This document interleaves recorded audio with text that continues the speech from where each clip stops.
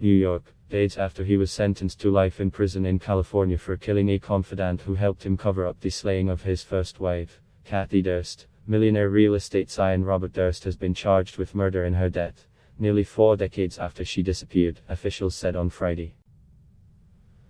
Authorities in the New York City suburbs confirmed Friday that they have charged Robert, 78, who, as per his lawyers, has been hospitalized on a ventilator in Los Angeles after testing positive for the COVID-19.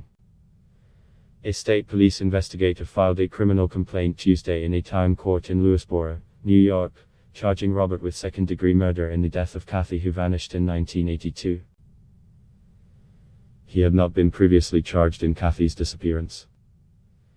The case garnered renewed public interest after HBO aired a documentary in 2015, in which the eccentric heir appeared to admit killing people, stepping off camera and muttering to himself on a live microphone, "Killed them all, of course."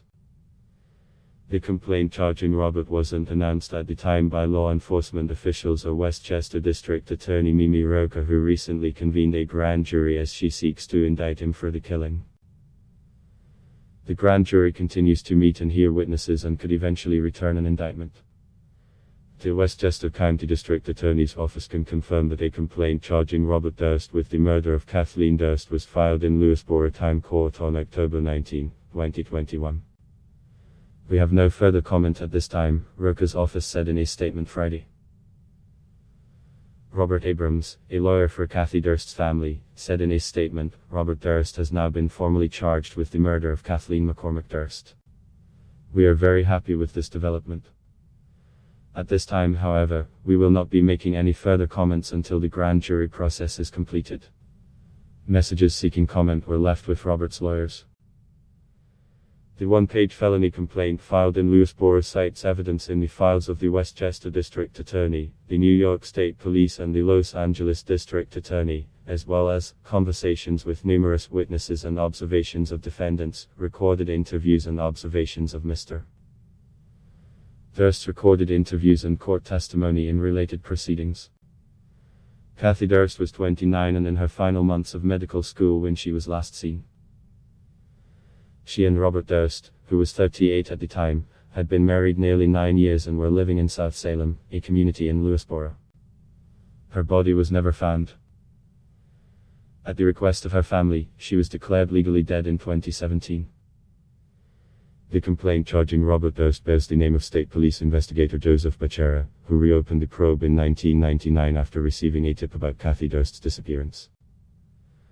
Authorities searched a lake and the couple's home but turned up little evidence, with Becerra equating the search to a needle in a haystack. Becerra testified in July at Robert Durst's California trial that he wanted to interview Robert Durst's friend, Susan Berman, but never got the chance because Durst shot and killed her in 2000. Los Angeles prosecutors said Robert Durst killed Berman because she was preparing to confess to police how she helped him cover up Kathie Durst's death. The criminal complaint filed Tuesday against Robert Durst was done parallel to the grand jury proceedings, which could continue for several more weeks. Such filings are often seen as a first step in the criminal process because, in New York, all felony cases require a grand jury indictment to proceed to trial unless a defendant waives the requirement. After Berman's death, Durst went into hiding, disguising himself as a mute woman living in a cheap apartment in Galveston, Texas. There, he killed a neighbor and chopped up his body, but was later acquitted after telling the jury he did it in self-defense. Durst was also sentenced in 2016 to over 7 years in prison after pleading guilty to a federal weapons charge stemming from a 2015 arrest in New Orleans. Durst's family owns more than 16 million square feet of real estate in New York and Philadelphia, including a 10% stake in One World Trade Center, the Manhattan skyscraper formerly known as the Freedom Tower. Family members bought out Robert Durst's stake in the business for $65 million in 2006. In the 2015 HBO documentary, The Jinx, The Life and Deaths of Robert Durst, Durst appeared to admit killing people and admitted he made up details about what happened the night she disappeared because he was hoping that would just make everything go away. Robert, who has numerous medical issues, sat in a wheelchair for much of the California trial and sentencing hearing. He read his lawyer's questions from a tablet, giving live transcriptions because he struggles with hearing. Robert, testifying in the Los Angeles trial in August, denied killing Kathie. After her medical school called to report that she hadn't been going to class, he said he figured she was out someplace having fun, and suggested that perhaps drug use was to blame.